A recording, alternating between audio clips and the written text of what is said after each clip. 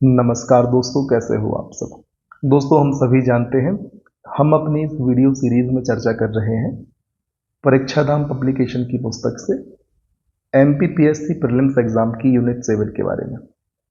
और इस सीरीज के हम अपने इस पर्टिकुलर वीडियो में शुरुआत करने वाले हैं मानव शरीर के बारे में, जिसके अंतर्गत हमें कोशिका विज्ञान, जंतु ऊतक, कंकाल तंत्र, रक्त संघटन, रक्त परिसंचरण तंत्र, केंद्रीय तंत्रिका तंत्र, मानव नेत्र संरचना, श्वसन तंत्र, पोषक तत्व, पाचन तंत्र, अंतः स्त्रावित तंत्र, उत्सर्जन तंत्र, इतने बिंदुओं पर बात करनी है।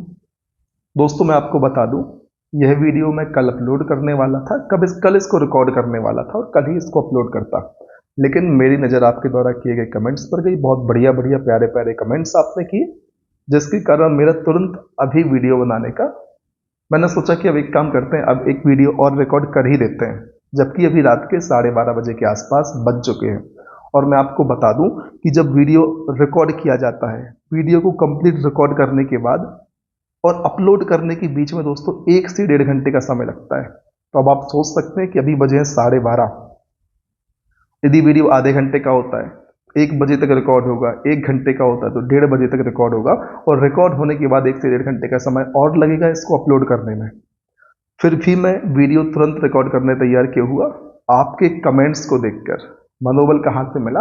आपके कमेंट के माध्यम से। आपने बढ़िया बढ़िया कमेंट किए, तो मैंने सोचा कि अभी वीडियो रिकॉर्ड किया जाए। तो आपके कमेंट्स के माध्यम से जो आपका सपोर्ट मिलता है, उससे ही हमें वीडियो बनाने का मनोबल मिलता है। तो आप अपना सपोर्ट ज़रूर बनाए रखें, कमेंट करते रहें, वीडियो को शेयर करें, लाइक करें, चैनल को भी सब्सक्राइब कर लें, ताकि इस प्रकार की बेहतरीन वीडियोस हम आपके लिए बनाते रहें। हमें चर्चा करनी है मानव शरीर के अलग अलग अंगों के बारे में। दोस्तों, यहाँ पर जो आपको डायग्राम दिख रहा है, इसमें आपके लिए कोशिका के जो प्रमुख अंग हैं वो प्रदर्शित किए गए हैं इस डायग्राम के माध्यम से, जैसे कि रिक्तिका, mitochondria, lysosome, centrosome, endoplasmic reticulum, ribosome, Golgi काय, केंद्रिका, केंद्रक, कोशिका द्रव्य, कोशिका झिल्ली। काफी सारे विद्यार्थी सोचेंगे सर आपने नाम पढ़ दिए, कुछ ऐसा विशेष समझ में इससे आया नहीं। तो दोस्तों, इन सभी पहलुओं पर ही हमें चर्चा करनी है अपने इस वीडियो के अंतर्गत। आपके लिए कोशिका के बारे में सारी जानकारी हो जाएगी यदि आप इस वीडियो को पूरा देखते हैं। शुरुआत हमें करनी है कहाँ से? जीव द्रव्य से, प्रोटोप्लाज्म से, कि आखिर जीव द्रव्य क्या होता है, यहां से हम शुरुआत कर लेते हैं। तो दोस्तों, ध्यान रखें, जीव की सारी जैविक क्रियाएं, जीव इन द सेंस हम और आप जैसे और जो और भी जीव होते हैं, उन जीव की सारी जैविक क्रियाएं किसके द्वारा होती हैं? जीव द्रव्य के द्वारा होती हैं। इसलिए इसे जीवन का भौतिक आधार कहते हैं। यहीं से आपके प्रश्न की शुरुआत होती है। जीवन का भौतिक आधार क्या है दोस्तों? जीव द्रव्य है। जीव द्रव्य के दो भाग होते हैं, एक होता है कोशिका द्रव्य और दूसरा होता है केंद्रक द्रव्य। अब भाई, कोशिका द्रव्य क्या होता है? तो यह दोस्तों कोशिका में केंद्रक और कोशिका झिल्ली के बीच स्थित रहता है। अब मान लीजिए ये कोशिका है, यहाँ पर केंद्रक है, तो कोशिका झिल्ली ये हो गई, और केंद्रक दोस्तों इसके बीच में जो द्रव्य भरा होता है उसे हम कहते हैं कोशिका द्रव्य। इस बात को आप ध्यान रखें। और केंद्रक द्रव्य क्या होता है? यह दोस्तों कोशिका के केंद्रक के अंदर भरा होता है। अब ये केंद्रक है दोस्तों, तो फिर केंद्रक द्रव्य क्या होगा? जो इसके अंदर भरा होगा। इस चीज को आप ध्यान रख लें, है ना। फिर अब बात करनी है कि हमने बात कर ली कि आखिर जीव द्रव्य क्या होता है, इसके दो भाग कौन कौन से होते हैं। अब हम बात कर लेते हैं कि जीव द्रव्य दोस्तों किन भागों से मिलकर बना होता है, आखिर जीव द्रव्य में होता क्या है जो ये हमारे जीवन का भौतिक आधार है। तो दोस्तों, इसमें पानी होता है, अर्थात जल होता है, कार्बन होता है, हाइड्रोजन होता है, ऑक्सीजन होता है, और अन्य कंपोनेंट या अन्य घटक होते हैं। ये तो चीज हो गई, लेकिन सबसे ज्यादा क्या होता है, सबसे कम क्या होता है, इसकी चर्चा भी कर लेते हैं। तो दोस्तों, जल होता है 70%, फिर कार्बन 10%, हाइड्रोजन भी 10%, ऑक्सीजन 7%। इसके अलावा जो अन्य घटक होते हैं वे होते हैं 3% के आसपास। ठीक, आपसे प्रश्न पूछा जा सकता है, तो आपको ध्यान रखना है कि जीव द्रव्य में सबसे ज्यादा जल होता है, फिर कार्बन, और कार्बन के बराबर ही दोस्तों हाइड्रोजन होती है, फिर ऑक्सीजन होती है 7% और फिर बाकी कंपोनेंट होते हैं। तो सबसे ज़्यादा जल होता है। और दोस्तों ये भी ध्यान रखें कि ऑक्सीजन से ज़्यादा हाइड्रोजन होती है और कार्बन भी ऑक्सीजन से ज़्यादा ही होता है। ऑक्सीजन का प्रतिशत कितना है? ऑक्सीजन का प्रतिशत 7% होता है। किसमें? जीव द्रव्य में कुल कंपोनेंट के हिस्से की बात करें तो। ये तो हुई दोस्तों जीव द्रव्य की बात। अब बात करते हैं हम कोशिका भित्ति की, सेल वॉल की। सबसे पहला पॉइंट क्या है क्वेश्चन कि किस प्रकार की कोशिकाओं में पाई जाती है? तो केवल पादप कोशिकाओं में पाई जाती है। पादप कोशिका आप समझते हैं? यदि हाँ तो कमेंट सेक्शन में बताएं। जंतु कोशिका, पादप कोशिका, है ना।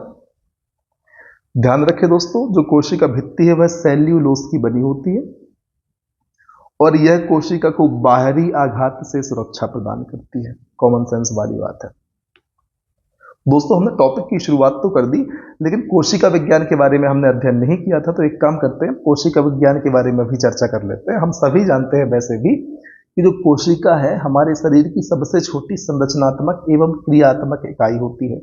सबसे छोटी इकाई, जैसे घर बनता है ना, तो ईट से हम घर बनाते हैं, तो ईट की भूमिका निभाती है। ईट में भी यदि हम तिनके की बात करें, ईट में एक छोटा सा पार्टिकल, उसकी भूमिका निभाती है कोशिका। ठीक जिस प्रकार से वो एक छोटा सा पार्टिकल घर की बेसिक यूनिट होता है छोटी सी, उसी प्रकार से जो कोशिका होती है हमारे शरीर की सबसे छोटी रचनात्मक एवं क्रियात्मक इकाई होती है। इससे रचना होती है अंगों की और क्रियात्मक इकाई होती है, इससे कार्य भी होते हैं। अब कैसे दोस्तों?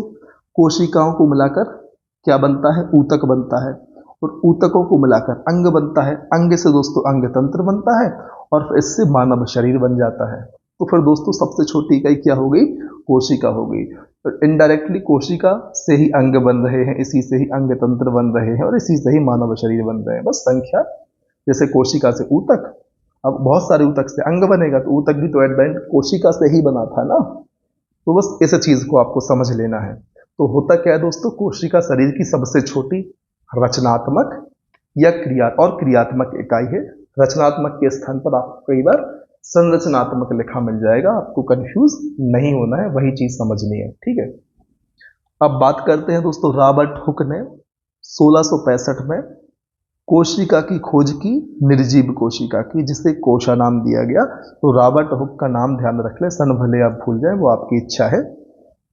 फिर दोस्तों लिवेन हॉक ने 1674 में सजीव कोशिका की खोज की और इसे बैक्टीरियम नाम दिया। तो इनका भी नाम आप याद रख लें। और दोस्तों कभी मान लो सन पूछ लिया गया तो आप अपने हिसाब से सोचें, क्योंकि यदि आप रॉबर्ट हुक भूल गए और 1665 आपको याद रह गया तो ये समझदारी वाली बात नहीं होगी।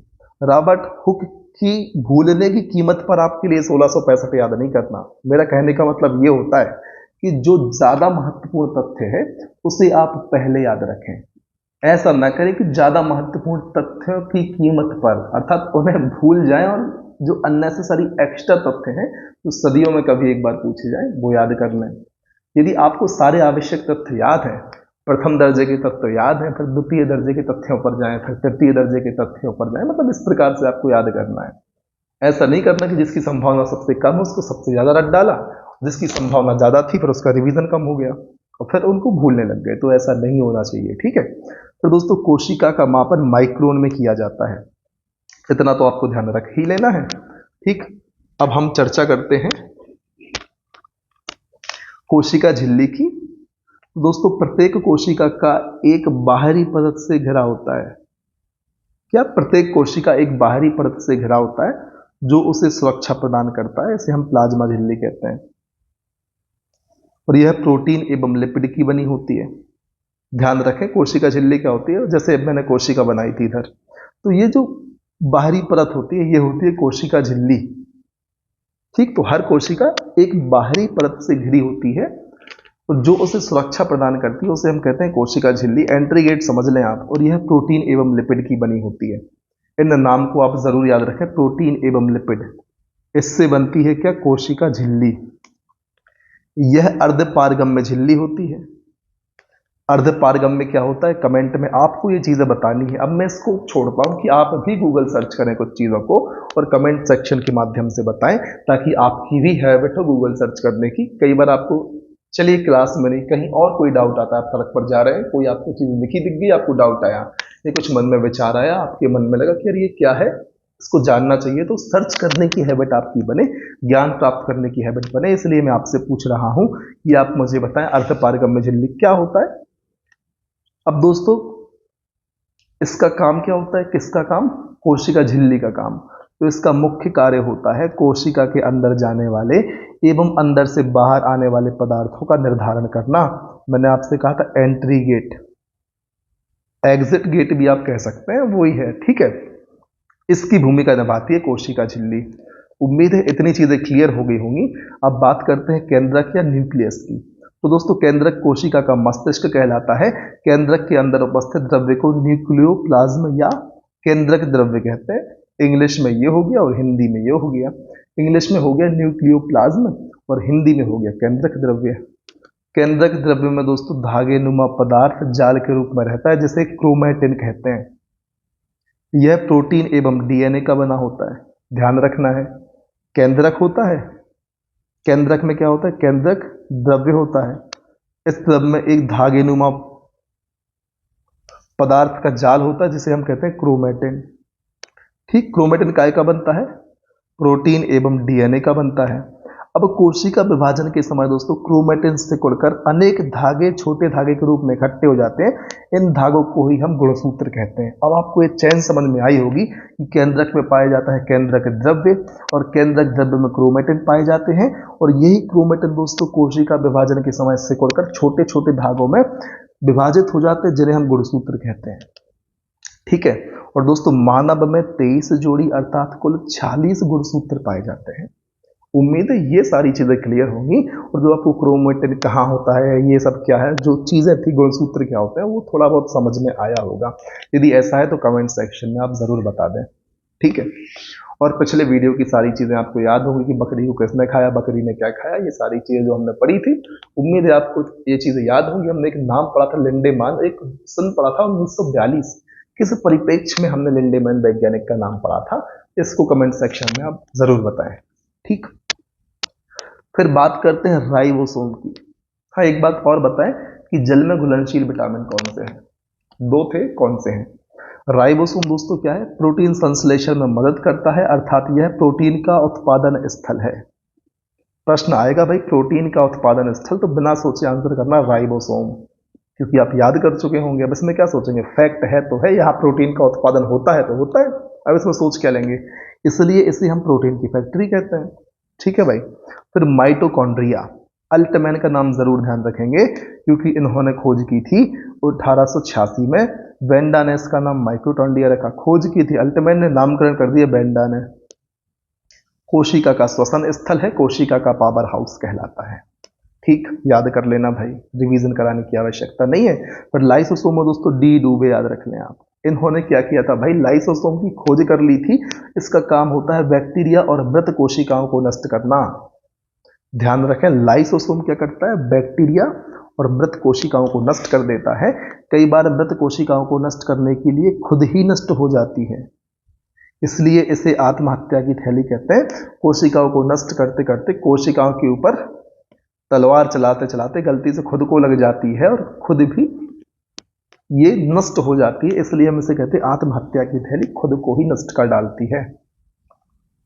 उम्मीद है ये बारी बातें आपको सारी क्लियर होंगी और पढ़ने में आपको मजा आ रहा होगा। अब तारक काय क्या करता है, कोशिका विभाजन में सहायक होता है। फिर गोल्जी का है दोस्तों, खोज की थी कैमिलियो गोल्जी वैज्ञानिक ने। यह करता क्या है दोस्तों, पौधों में कोशिका भित्ति के निर्माण और जंतु कोशिका में लाइसोसोम के निर्माण में सहायक है। दोस्तों बहुत महत्वपूर्ण हो गई भाई। गोल्जी काय करता क्या है, पौधों में दोस्तों ये कोशिका भित्ति का निर्माण करेगा और जंतु कोशिका में आत्महत्या की थैली का निर्माण करेगा। लाइसोसोम का निर्माण करेगा कौन, गाल्जी काय। खोज की थी कैमिलियो गाल्जी ने। और दोस्तों प्रोटीन और वसा अणुओं को संवहन करती है कौन, गोल्जी काय। गोल्जी काय क्या करता है, यह प्रोटीन और वसा अणुओं को संवहन करती है, इसलिए इसे यातायात प्रबंधन कहा जाता है। यातायात प्रबंधक होना चाहिए दोस्तों प्रोटीन और वसा अणुओं के संवहन को भी देखता है, इसलिए इसे यातायात प्रबंधक भी कहा जाता है कोशिका का। अब ध्यान रखें, विभाजन कौन करवाता है, तारक का है, यातायात प्रबंधक कौन है, गोल्जी का है, माइटोकॉन्ड्रिया है पावर हाउस, आत्महत्या की थैली है लाइसोसोम दोस्तों, और राइबोसोम है प्रोटीन की फैक्ट्री। अब बात करनी है एंडोप्लाज्मिक रेटिकुलम अर्थात अंतःप्रदव्य जालिका की। आपने ये नाम पहले जरूर सुने होंगे यदि तैयारी करी है तो, नहीं सुने तो आज हम डिटेल में इनकी चर्चा कर ही लेंगे। तो दोस्तों, कोशिका द्रव्य में थैलीनुमा संरचना होती है। इस संरचना के कुछ भागों पर छोटी छोटी कणिकाएं लगी रहती हैं जिन्हें हम राइबोसोम कहते हैं, और यह न्यूक्लियोप्लाज्म और साइटोप्लाज्म के बीच संबंध स्थापित करती है। प्रश्न आ गया भाई कि न्यूक्लियोप्लाज्म और साइटोप्लाज्म के बीच भाई कौन संबंध स्थापित करता है, तो वो है अंतःप्रदव्य जालिका। अब आप कहेंगे भाई न्यूक्लियोप्लाज्म और साइटोप्लाज्म क्या है, तो दोस्तों एक हो गया कोशिका द्रव्य, एक हो गया केंद्रक द्रव्य। इनकी चर्चा हमने पहले की थी, आपको इसलिए वहां पर प्रामाणिकता के साथ बता दिया ताकि आपको लगे कि हाँ ठीक। तो न्यूक्लियोप्लाज्म साइटोप्लाज्म किनके बीच, कोशिका द्रव्य और केंद्रक द्रव्य के बीच संबंध स्थापित करती है अंतःप्रदव्य जालिका। और दोस्तों इसे कोशिका का अंतःकंकाल तंत्र कहते हैं। ये बहुत महत्वपूर्ण फैक्ट्स हैं जो आपकी आंखों के सामने से गुजर रहे हैं, कानों में जिनकी आवाज गूंज रही है। इनको रिवीजन मोड में आपको हमेशा रखना है। दो प्रकार की होती है, स्मूथ एंडोप्लाज्मिक रेटिकुलम और रफ एंडोप्लाज्मिक रेटिकुलम। स्मूथ क्यों होती है, राइबोसोम अनुपस्थित होते हैं। रफ क्यों होती है, राइबोसोम ऊपर जमे रहते हैं तो रफ हो जाती है। तो अनुपस्थित होते हैं स्मूथ में, और यह लिपिड का संश्लेषण करती है। जो स्मूथ एंडोप्लाज्मिक रेटिकुलम होती है वह लिपिड का संश्लेषण करती है, और जो रफ होती है जिसमें राइबोसोम उपस्थित होते हैं वह प्रोटीन का संश्लेषण करती है। इतनी चीजें याद रख लें दोस्तों। अब बात करते हैं हम किसकी, रिक्तिका की। दोस्तों होता क्या है, जंतु कोशिका में अधिक किंतु छोटे आकार की होती है कौन, रिक्तिका। जो पादप कोशिका होती है उसमें बड़े आकार की होती है, ठीक है, लेकिन जंतु कोशिका में छोटे आकार की होती है लेकिन संख्या में अधिक होती है। पादप कोशिका में कम होती है किंतु बड़े आकार की होती है। इनका मुख्य कार्य कोशिका में जल संतुलन करना होता है। भाई जल का संतुलन कोशिका में, जल का संतुलन कौन करता है, तो रिक्तिकाएं करती हैं। रिक्तिका का आवरण टोनोप्लास्ट कहलाता है दोस्तों। क्या कहलाता है, टोनोप्लास्ट कहलाता है रिक्तिका का आवरण। इन चीजों को आपको ध्यान रख लेना है। फिर बात करते हैं लवक की, प्लास्टिड की। दोस्तों ये केवल पादप कोशिकाओं में पाए जाते हैं। तीन प्रकार के होते हैं, हरित लवक, आवर्णी लवक और वर्णी लवक। ये है दोस्तों पादप कोशिका की संरचना जिसमें कोशिका भित्ति पाई जाती है, जंतु में ये नहीं पाई जाती। एंडोप्लाज्मिक रेटिकुलम, गोल्जी का, माइटोकॉन्ड्रिया, केंद्रक, केंद्रिका, रिक्तिका, हरित लवक, राइबोसोम, ये पाए जाते हैं। जल्दी जल्दी इसलिए बोला, चर्चा पहले कर ली, सब सुना सुना लग रहा होगा, समय भी तो कम है। बताइए सुना सुना लग रहा है कि सूना सूना। यदि इतना पढ़ने के बाद भी आपको सूना सूना लग रहा है तो फिर चिंता की बात है। आपको सारी चीजें अब सुनी सुनी लगनी चाहिए जितनी हम अपनी पिछली वीडियो में या इस वीडियो में चर्चा में शामिल कर चुके हैं, ठीक। यदि आपको अभी भी अनसुनी सी लगती हैं चीजें तो इसका मतलब है कि आपने पूरी ईमानदारी से क्लास को नहीं देखा। आप ईमानदारी से देखें। अब हम चर्चा करते हैं कि जो पादप कोशिकाओं में लवक पाए जाते हैं, प्लास्टिड पाए जाते हैं, वे तीन प्रकार के होते हैं। उनके बारे में हम विस्तार से चर्चा कर लेते हैं। सबसे पहले बात कर लेते हैं हरित लवक की। तो दोस्तों इसके अंदर एक हरे रंग का पदार्थ पर्णहरित होता है, नाम से समझ में आ रहा है। इसकी सहायता से प्रकाश संश्लेषण करते हैं पेड़ पौधे और भोजन बनाते हैं, इसलिए हरित लवक को पादप कोशिका की रसोई कहते हैं। कॉमन सेंस वाली बात है भाई, खाना इससे बनना है तो रसोई भी इसे ही कहा जाएगा, ठीक। फिर बात करते हैं अवर्णी लवक की। दोस्तों रंगहीन होते हैं, वर्ण मतलब रंग या कलर, अवर्णी मतलब कलर ही नहीं है। यह पौधों के उन भागों की कोशिकाओं में पाए जाते हैं जहां सूर्य का प्रकाश नहीं पहुंच पाता, जैसे कि भूमिगत तने, जड़ आदि। ये चीजें आपको याद रखनी, भूमिगत भागों में जहां पर प्रकाश नहीं पहुंच पाता। तो सूर्य के प्रकाश की बात होगी, टॉर्च की बात तो यहां पर करेंगे नहीं। तो दोस्तों वर्णी लवक, ये रंगीन लवक होते हैं, प्रायः लाल, पीले, नारंगी रंग के होते हैं, और ये पौधे के रंगीन भाग जैसे फूल, फल आदि में पाए जाते हैं। आपको ध्यान रखना है कहाँ पाए जाते हैं, ठीक है। और इसके उदाहरण है दोस्तों, टमाटर का लाल रंग लाइकोपीन के कारण होता है, गाजर का नारंगी रंग कैरोटीन के कारण होता है। इन दो चीजों को तो ध्यान ही रख लें, यही क्या कहलाते हैं दोस्तों, वर्णिलवक कहलाते हैं। ठीक है, अब बात करते हैं कोशिका के प्रकार की। ठीक है, तो केंद्रक की उपस्थिति और अनुपस्थिति के आधार पर इन्हें हम दो भागों में बांटते हैं। बेंचमार्क क्या है, केंद्रक है। ठीक, याद रखें, मापदंड क्या है, केंद्रक है। तो एक प्रकार होगा प्रोकैरियोटिक, या pro equal to absent, karyo मतलब केंद्रक, जहां पर केंद्रक कैसा होगा, अनुपस्थित होगा। इस चीज को आप ध्यान रखना। जिन कोशिकाओं में केंद्रक अनुपस्थित या कम विकसित होता है उन्हें प्रोकैरियोटिक कहते हैं। ठीक, यह कोशिका आकार, इन कोशिकाओं का आकार दोस्तों छोटा होता है और यह एक कोशीय जीवों में पाई जाती है। कौन सी, प्रोकैरियोटिक। उदाहरण के तौर पर यह कोशिका जीवाणु, वायरस, साइनोबैक्टीरिया और प्रोटोजोआ आदि में पाई जाती है। बेसिक दो चार चीजें आपको ध्यान रख लेनी है। फिर यूकैरियोटिक, यू मतलब प्रेजेंट, कैरियो मतलब केंद्रक, मतलब यहाँ केंद्रक उपस्थित होगा, अधिक विकसित होगा, यूकैरियोटिक कह देंगे। इनका आकार बड़ा होता है और बहुकोशीय जीवों में पाए जाते हैं। ऊपर का उल्टा नीचे कर देना है। उदाहरण जंतु कोशिका, पादप कोशिका व कवक की कोशिकाएं आदि यूकैरियोटिक कोशिकाएं कहलाती हैं। ठीक, अब हमें चर्चा करनी है कोशिका विभाजन के बारे में।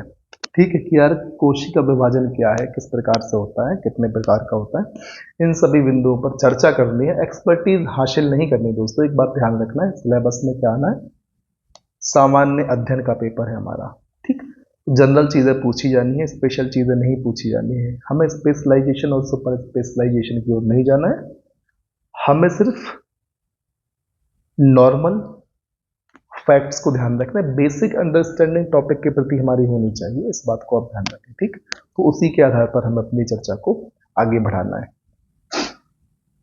तो देख लेते हैं कि कोशिका विभाजन है क्या, है ना दोस्तों। पैतृक कोशिका, पेरेंटल सेल में या पेरेंटल सेल से नई संतति कोशिकाओं के बनने की प्रक्रिया कोशिका विभाजन कहलाती है। स्वाभाविक सी बात है, सभी जानते हैं। पैतृक कोशिका से नई जनरेशन की कोशिकाओं की बनने की प्रक्रिया को कहते हैं कोशिका विभाजन। एक सामान्य सी बात है। ठीक, कोशिका विभाजन मुख्यतः दो प्रकार का होता है, समसूत्री और अर्धसूत्री। अब हम बात करते हैं समसूत्री विभाजन की। तो दोस्तों समसूत्री कोशिका विभाजन को हम कायिक कोशिका विभाजन भी कहते हैं। ध्यान रखें, समसूत्री कोशिका विभाजन को हम कायिक कोशिका विभाजन भी कहते हैं। इस कोशिका विभाजन में दो समान कोशिकाएं बनती हैं जिसमें गुणसूत्रों की संख्या समान रहती है। इसे हम समसूत्री विभाजन कहते हैं। इसलिए कारण क्या है, इस कोशिका में विभाजन से दो समान कोशिकाएं बनती हैं जिसमें गुणसूत्रों की संख्या भी समान रहती है। यही कारण है कि इसे हम क्या कहते हैं, समसूत्री कोशिका विभाजन कहते हैं या समसूत्री विभाजन कहते हैं। इस विभाजन के परिणाम स्वरूप दोस्तों दो संतति कोशिकाओं का निर्माण होता है। यह विभाजन वृद्धि और मरम्मत आदि के लिए आवश्यक होता है। इस पॉइंट को भी आप जरूर ध्यान रखें कि जो समसूत्री विभाजन है वह वृद्धि और मरम्मत आदि के लिए आवश्यक होता है। यदि हम बात करें समसूत्री विभाजन के चरणों की, तो दोस्तों जो यह कंप्लीट प्रक्रिया है एक सतत प्रक्रिया है जिसमें चार नहीं 5 चरणों में इसको हम बांट कर देखते हैं। 5 चरण कौन कौन से हैं? पहली अवस्था को हम कहते हैं प्रोफेज, दूसरे चरण को मेटाफेज, तीसरे को एनाफेज, चौथे को टीलोफेज और पांचवें को बोलते हैं साइटोकाइनेसिस। ये 5 चरण हैं दोस्तों इसके कुल। आपको ध्यान रखने हैं चरणों के नाम। यदि पूछ लिया निम्न में से कौन सा चरण समसूत्री विभाजन का है, तब आपको पता होना चाहिए कि मेटाफेज समसूत्री विभाजन का है, टीलोफेज समसूत्री विभाजन का चौथा चरण है, प्रोफेज पहला है, एनाफेज तीसरा है, साइटोकाइनेसिस 5वां चरण है। इतना तो कम से कम आपको पता हो। इनमें होता क्या है वो आपका कंसर्न नहीं है, आपको जानना है कि ये चरण होते हैं समसूत्री विभाजन में। ठीक, फिर बात करते हैं अर्धसूत्री विभाजन की। तो दोस्तों यह विभाजन प्रजनन अंगों की कोशिकाओं में होता है। अर्धसूत्री विभाजन प्रजनन अंगों की कोशिकाओं में होता है। इस कोशिका विभाजन में बनने वाली अगुणित संतति कोशिकाओं में गुणसूत्रों की संख्या आधी रह जाती है, इसलिए इसे हम अर्धसूत्री विभाजन कहते हैं। क्यों? क्योंकि गुणसूत्रों की संख्या आधी रह जाती है और इस विभाजन के परिणाम स्वरूप 4 संतति कोशिकाओं का निर्माण होता है। वहां 2 का होता था, यहाँ 4 का होता है। और यह विभाजन दोस्तों जीवों में भिन्नता के लिए उत्तरदायी होता है। और दोस्तों अर्धसूत्री विभाजन के 2 उपचरण होते हैं, अर्धसूत्री विभाजन 1 और अर्धसूत्री विभाजन 2, या फर्स्ट और सेकेंड, या एक या दो जो आपको लगे। दोस्तों जो अर्धसूत्री विभाजन प्रथम है, इसके भी 4 उपचरण होते हैं, प्रोफेज 1, मेटाफेज 1, एनाफेज 1, टीलोफेज 1। नाम तो दोस्तों वही के वही है। समसूत्री में 5वां अलग चरण था, साइटोकाइनेसिस, जो आपको यहां पर देखने नहीं मिला। इसी प्रकार से दोस्तों अर्धसूत्री विभाजन सेकेंड में भी यही 4 चरण है, prophase second, metaphase second, anaphase second और टीलोफेज सेकेंड। उम्मीद है अब इतनी बार रिवीजन के पश्चात आपको चरण तो याद हो ही गए होंगे। अब हम बात कर लेते हैं जंतु ऊतक की, एनिमल टिश्यूज की। यार भाई होते क्या है, हमने पहले ही देख लिया कि कोशिकाओं के समूह से मिलकर बनते हैं ऊतक, ऊतकों से मिलकर अंग, अंग से अंगतंत्र और फिर शरीर बन जाता है। तो दोस्तों वही चीज लिखी हुई है, कोशिकाओं का समूह जिसकी उत्पत्ति, बनावट और कार्य समान हो, ऊतक कहलाते हैं। मतलब ऐसी कोशिकाओं का समूह जिनकी उत्पत्ति, बनावट और काम समान होते हैं, तो उस समूह को, उस ग्रुप को हम क्या कह देते हैं? ऊतक कह देते हैं। और दोस्तों विभिन्न प्रकार के ऊतक मिलकर एक अंग का निर्माण कर लेते हैं। जंतुओं में कितने प्रकार के पाए जाते हैं? 4 प्रकार के पाए जाते हैं। इस तथ्य को आपको ध्यान रखना है। अब कौन कौन से 4 ऊतक होते हैं? तो दोस्तों उपकला ऊतक, संयोजी ऊतक, तंत्रिका ऊतक और पेशी ऊतक। एक एक करके चारों के बारे में चर्चा करनी है। सबसे पहले बात की जाएगी उपकला ऊतक की। तो दोस्तों यह ऊतक जंतु की बाहरी, भीतरी या स्वतंत्र जगहों पर पाया जाता है। कौन सा ऊतक दोस्तों? उपकला ऊतक। कहां पाया जाता है? जंतु की बाहरी, भीतरी या स्वतंत्र सतह पर इस ऊतक की कोशिकाएं एक दूसरे से जुड़ी होती हैं। और दोस्तों यह शरीर के कई महत्वपूर्ण अंगों में पाया जाता है, जैसे त्वचा की बाहरी सतह, फेफड़े, वृक्क, यकृत, जनन ग्रंथियों की भीतरी सतह आदि में पाया जाता है उपकला ऊतक। फिर बात करते हैं संयोजी ऊतक की, कनेक्टिव टिश्यू।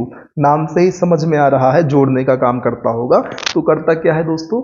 यह ऊतक शरीर के सभी अन्य ऊतकों तथा अंगों को आपस में जोड़ने का काम करता है। संयोजी ऊतक का उदाहरण है रक्त, टेंडन और लिगामेंट। आपको दोस्तों करना क्या है? इन एग्जाम्पल को जरूर याद रखना है। पीएससी बहुत व्यवहारिक प्रश्न आपसे पूछ लेता है। इन एग्जाम्पल्स को आपके सामने रखकर आपको ध्यान रखना है रक्त, टेंडन और लिगामेंट। ये दोस्तों किस प्रकार के ऊतक के उदाहरण है? ये संयोजी ऊतक के उदाहरण है, जो अन्य ऊतक और अंगों को आपस में जोड़ने का काम करते हैं। फिर दोस्तों बात आती है तंत्रिका ऊतक की। देख लेते हैं कि तंत्रिका ऊतक क्या है।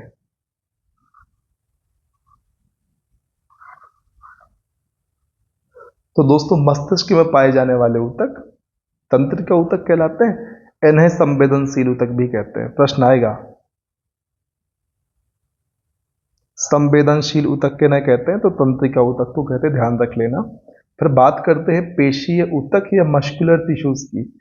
इसे संकुचनशील ऊतक भी कहते हैं। संवेदनशील तंत्रिका को और संकुचनशील ऊतक किसे कहते हैं? पेशी ऊतक को।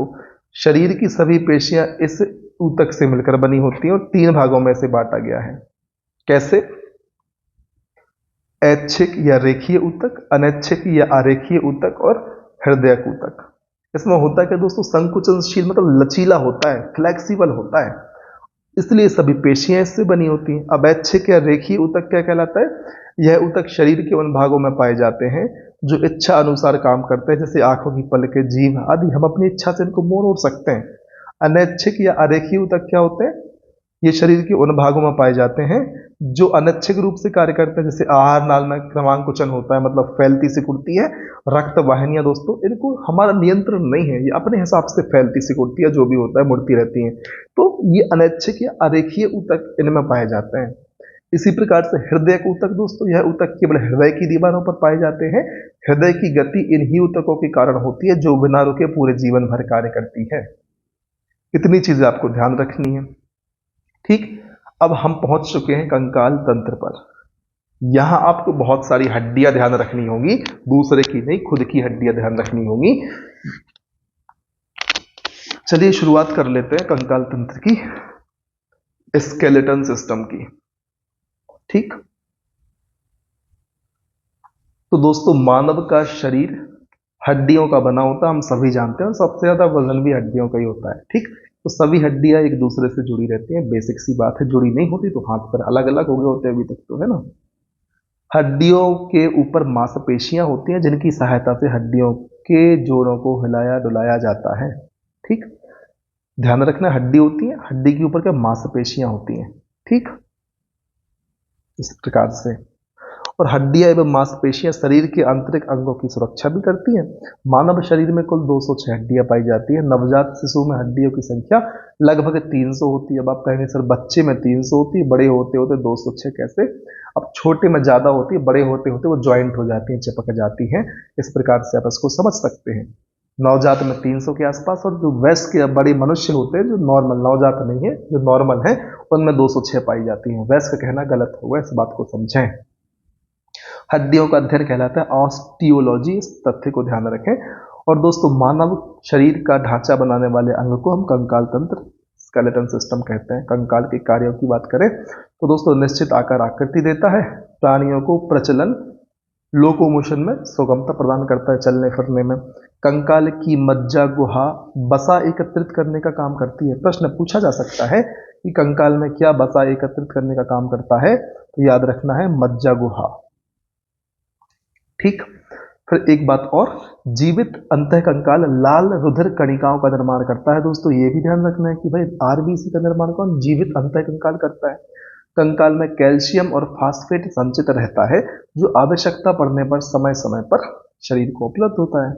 ठीक, तो कैल्शियम और फास्फेट कंकाल में संचित रहता है।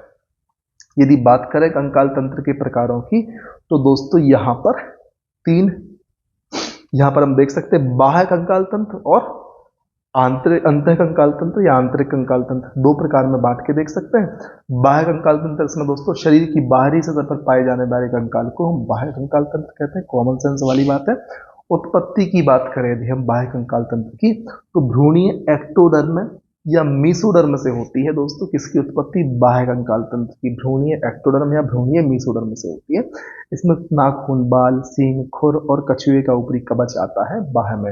अब बात करते हैं अंतः कंकाल की, तो शरीर के अंदर पाए जाने वाले कंकाल को कहते हैं। यह मांसपेशियों से ढका रहता है। इसकी उत्पत्ति भ्रूणीय मीसोडर्म से होती है, ये भी ध्यान रखना है आपको।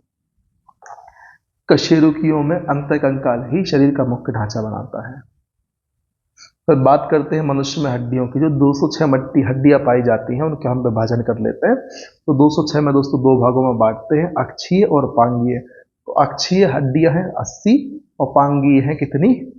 126। कुल मिलाकर हो गई 206। फिर दोस्तों जो अक्षीय हड्डियां हैं 80, उनमें सिर में है दोस्तों 29, वक्ष में है 24 प्लस 1, और रीढ़ में है कितनी? 26। इस प्रकार से फिर कितनी हो गई? 80 हो गई। अब बात करते हैं अक्षीय की। दोस्तों इस भाग में कमर के ऊपर वाला भाग शामिल होता है। इसके 3 उपभाग होते हैं। तो कमर के ऊपर वाले भाग को हम अक्षीय कहते हैं, एक्सल कहते हैं, और हड्डियों की संख्या होती है 80। ठीक है, अब सिर की बात यदि हम करें तो इसमें 29 हड्डियां होती हैं, जिसमें चेहरे में 14, खोपड़ी में 8, कान में 6 और गले में 1।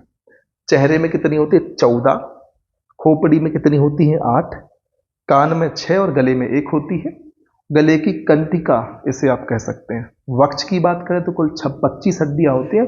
दोनों वक्षों में 12 तो 24, और एक स्टर्डम हड्डी बीच में होती है। तो कितनी हो गई टोटल? 25 हो गई। और बात करें फिर दोस्तों रीढ़ की, तो वयस्क पुरुषों की रीढ़ में हड्डियों की संख्या 26, बच्चों में 33 होती है। इसको आप ध्यान रखना है। अब बात करते हैं उपांगीय की, तो इसमें 126 हड्डियां होती हैं। कंधे में 4, अग्रपाद पश्चपाद में 7 और कूल्हा में 2। उपांगीय में दोस्तों हम बात करते हैं इसके निम्न भाग। कंधे की सबसे पहले बात करेंगे, इसे अंश मेखला और कॉलर बोन भी कहा जाता है। इसे शरीर की सबसे सुंदर हड्डी की संज्ञा दी गई है। ठीक है, इसकी संख्या 4 होती है। अग्रपाद दोस्तों इसमें दोनों हाथ को मिलाकर 60 हड्डियां होती हैं। इसमें ह्यूमरस, रेडियो अल्ना, रेडियस, कार्पलस, मेटाकार्पलस और फेलेजेंस आदि हड्डियां शामिल होती हैं। पश्चपाद की बात करें तो दोनों पैर मिला के 60। इसमें फीमर, पटेला, टीबिया, फ्यूला, टर्सल्स, मेटाटर्सल्स और फेलेंजेस आदि हड्डियां शामिल होती हैं। और कूल्हा की बात करें 2 हड्डियां होती हैं। इसे श्रेणी मेखला भी कहा जाता है। ध्यान रखें, कूल्हा में दोस्तों इसे श्रेणी मेखला भी कहते हैं। अब बात करते हैं बाकी बिंदुओं की। आपको ध्यान रखना पड़ेंगे हड्डियों में कुछ फैक्ट्स जिनकी चर्चा हमने करी है। आप नहीं सुन पाए ध्यान से तो वीडियो को बैक करके फिर से देखें। फिर दोस्तों ओसीन की बात करें तो हड्डी में उपस्थित प्रोटीन है। हड्डियों के अध्ययन को कहते हैं ऑस्टियोलॉजी। हड्डियों में जो छिद्र रोग होता है उसको कहते हैं ऑस्टियोपोरोसिस। क्या कहते हैं? ऑस्टियोपोरोसिस कहते हैं हड्डियों में छिद्र रोग को। हड्डियों में दर्द को कहते हैं ऑस्टियोआर्थराइटिस। और दोस्तों ऑस्टियोपिनिया में हड्डियां कमजोर हो जाती हैं। और ऑस्टियोक्लास्ट दोस्तों हड्डियों का निर्माण करने वाला ऊतक है। और ऑस्टियोब्लास्ट हड्डियों का निर्माण करने वाली कोशिका है। ऑस्टियोक्लास्ट क्या है? हड्डी निर्माण वाला ऊतक है ऑस्टियोक्लास्ट। ऑस्टियोब्लास्ट क्या है? हड्डी निर्माण करने वाली कोशिका है। तो ध्यान रखना, जो ऑस्टियोब्लास्ट है वो कोशिका है और ऑस्टियोब्लास्ट से ऑस्टियोक्लास्ट बनता होगा क्योंकि कोशिका से ऊतक बन जाता है। ठीक है, तो इतनी चीज आपको ध्यान रख लेनी है। फिर बात करते हैं दोस्तों विशेष स्थानों की हड्डियां एवं उनकी संख्या। तो दोस्तों कान में हड्डियां जो होती है मेलियस, इनकस और स्टेप्स। हड्डियों की संख्या कुल 6 होती है। चेहरे में 14, रीढ़ की, वयस्क में 26, बच्चों में 33। कपाल में होती है मनुष्य की 8 हड्डियां, फीमर 2 होती हैं और वक्ष में 24 होती हैं। यदि हम बात करें एग्जाम प्रीमियर लीग की तो ध्यान रखना है शरीर की सबसे बड़ी हड्डी फीमर की है, जांग में होती है। सबसे छोटी है स्टेप्स, कान में होती है। सबसे मजबूत है मैंडिबल जो जबड़े में होती है। शरीर की दूसरी सबसे मजबूत हड्डी है फीमर। शरीर की सबसे सुंदर हड्डी है शोल्डर में होती है कैल्विकल। दोस्तों अस्थि के जोड़ को लिगामेंट कहते हैं। अस्थि से मांसपेशी के जोड़ को टेंडन कहते हैं। ये 2 चीजें तो आपको ध्यान रखनी है, बहुत व्यवहारिक है। अस्थि से अस्थि के जोड़ को हम लिगामेंट कहते हैं। AAT, अस्थि अस्थि लिगामेंट। ठीक, इसके अलावा अस्थि मांसपेशी को टेंडन कहते हैं। तो ठीक है, अस्थि, टेंडन, मांसपेशी, ATM से आप याद रखें। अस्थि को टेंडन बोलेंगे जब मांसपेशी से जुड़ेगी। वृद्धावस्था में मनुष्य की हड्डियां कैल्शियम की कमी के कारण कैसी हो जाती हैं? कमजोर हो जाती हैं। और दोस्तों मानव शरीर में सबसे ज्यादा प्रतिशत वाला तत्व होता है ऑक्सीजन, जिसके बाद कार्बन आता है, फिर हाइड्रोजन आता है, फिर नाइट्रोजन आता है। दोस्तों वहां पर हमने जीव द्रव्य में बात की थी, जल सबसे ज्यादा था, फिर कार्बन, हाइड्रोजन थे, फिर ऑक्सीजन था, फिर अन्य थे।